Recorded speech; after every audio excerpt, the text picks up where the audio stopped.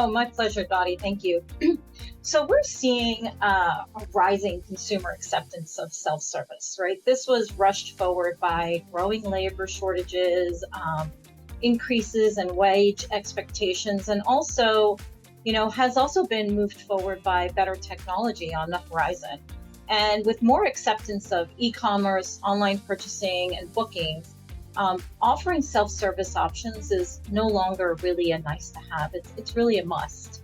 From grocery stores to airports to fast food restaurants, retailers, in more places, customers are being given the option to use self-service kiosks, interactive displays to complete their tasks or their transactions on their own at their own pace, and they're responding to it. So enter kiosks. Did you know that according to research conducted by the Kiosk Industry Organization that more than 65% of customers prefer to use a kiosk when given the opportunity? And when they're deployed correctly, it can yield a 30% higher purchase. Kiosks are really being recognized as a key player in the business, and really is a key player in revenue and should be a part of your center's growth plan. Not only do they play a key role in purchases, they're also really powerful brand boosters, both in marketing capabilities and in offers and promotions. And they offer so much more in terms of benefits that fills a variety of needs. To share those benefits, Dottie, will you share them with us? I sure will, Rosa. And you are so right. There's so many benefits to the kiosk. It's a great way. Well, first of all, as you noted, it's an expectation of so many of our customers now, but it's also a great way to get new engagement. So it provides that customer the freedom to choose. And most especially our younger customers, that's an expectation these days. But it saves the customer a lot of time. And if they walk in and they see a long line at the front center and they know front desk and they know they can go to the kiosk and be taken care of, that makes them happy. And we all know that when a customer is happy, a happy customer spends more, right? So that's definitely a plus. It also really is great for your staff. A kiosk was never meant to replace staff. It was meant to really be able to streamline and be more efficient with the staff that you have and really enhance that customer experience. So by what we call redeploying your staff, you're able to take some of that stress and some of that that I don't want to say burden, but take that responsibility of working down that crowd off of your employee and help them go and deliver a better experience. Ask that customer, if you can help them to the lane or, walk them through the process of the kiosk, have them as a greeter, change their role a little bit. And by doing that, you'll find that the motivation of your staff increases. They're happier. It shows on their face, it shows in their body language. And as a result, the retention of your staff you'll start to see that they're going to want to stay in their job because it's not such high stress anymore. So the other thing that a kiosk is a huge benefit for is it is your best salesman. A kiosk, you're able to provide your services and your offerings in the way that you want them to be put in front of your customer. You're able to put your menu, you're able to put your beautiful photos of your food. You're able to give that customer the opportunity to upsell or to add to their orders. And you're not relying on the human element anymore in order to do that. So from a food and beverage revenue standpoint, you're really able to increase your sales on food and beverage. But also when a customer doesn't have to stand in line and it's more convenient, your Play Now, your online reservations are going to increase because you've made it much, much more convenient for your customers. But the one benefit of the kiosk that I like to remember is that they don't call in sick.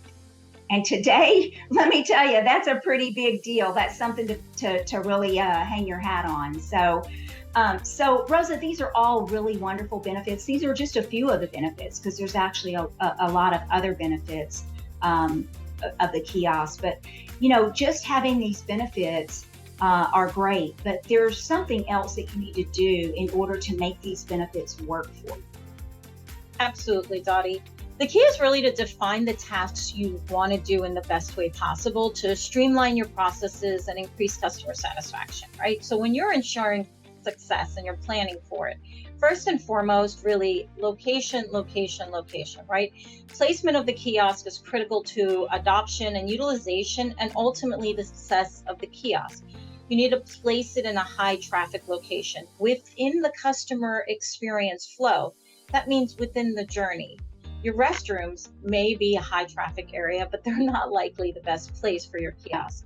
You need to include them in the flow. You need to ensure that there's visibility. They need to be front and center. And they have to be convenient to access. So ensure they're not blocked by anything, such as tables, garbage cans, that anything's in front of it that makes it not easy to get to. If you have, when you're dealing with your location, if you place it in the flow, that means it's before they approach the front counter. So it's something to consider because you want them approaching and utilizing the kiosk instead of approaching your desk. Okay. The next thing is really looking at how you're leveraging your team members. The kiosk is meant, as Dottie mentioned, to supplement your workforce, not replace it.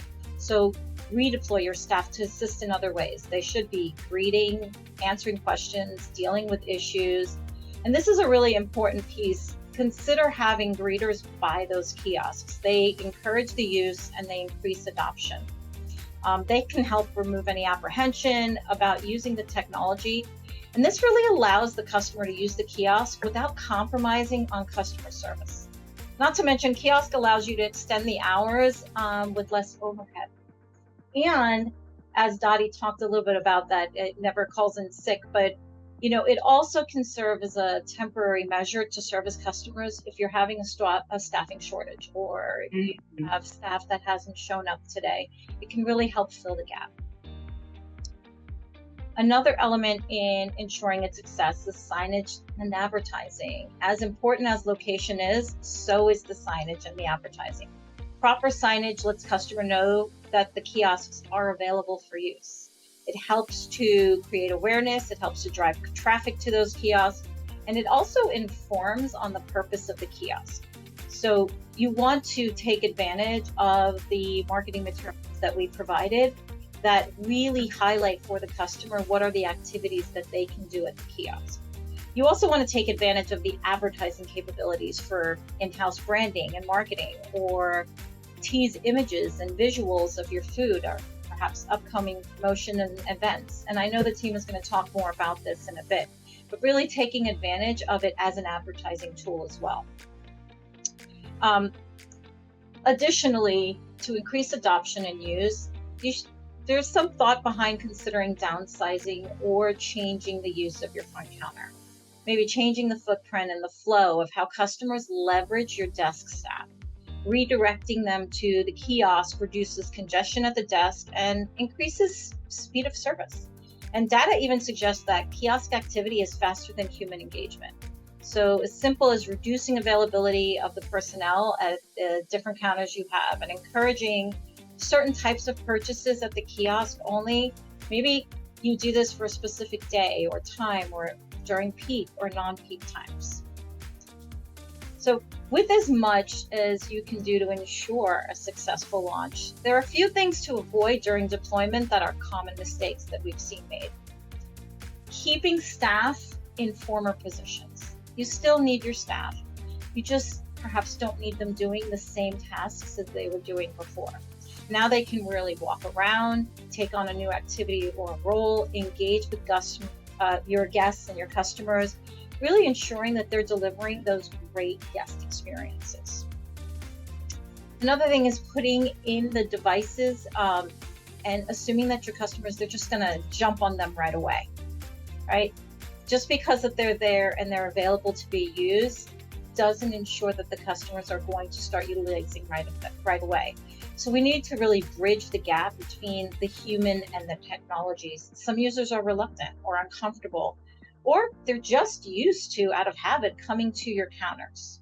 So this is another place where deploying those best practices as greeters, utilizing signage, communication helps acquaint the customer and encourages their use of the kiosk.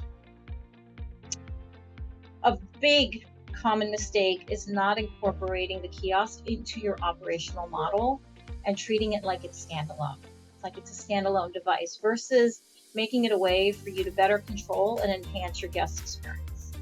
So when you're looking at your customer's journey, make changes to the customer's flow and look for the ways that you can make it easier for your customer to make the purchase. And really, you should be experiencing this yourself. Use your kiosk, place orders, identify what's missing in the journey, and implement them within your kiosk, and also implement them within the customer's journey and their flow within your business. Lastly, don't forget about your kiosks after you launch them. You can't just set them up and forget about them. They need attention, they need review. Review their performance, look at the data. What does it indicate? Those metrics tell a story, and I know that we're going to cover that a little later on in our session today about really how to look at the data. But is it underperforming?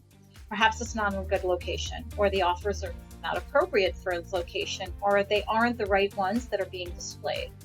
And if all else fails, sit by your kiosks. See how customers are interacting with it. See when they're interacting with it. That will tell you part of the story as well.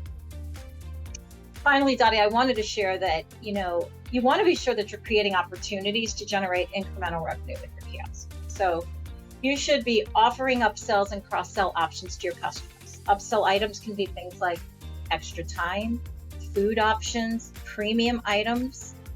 It is definitely a little bit more reliable than your staff on occasion when it comes to upselling, because your staff may not always follow the script, even though you have one. Yeah. And even when they do, it can be monotonous and it begins to sound robotic or insincere, especially as your day goes on.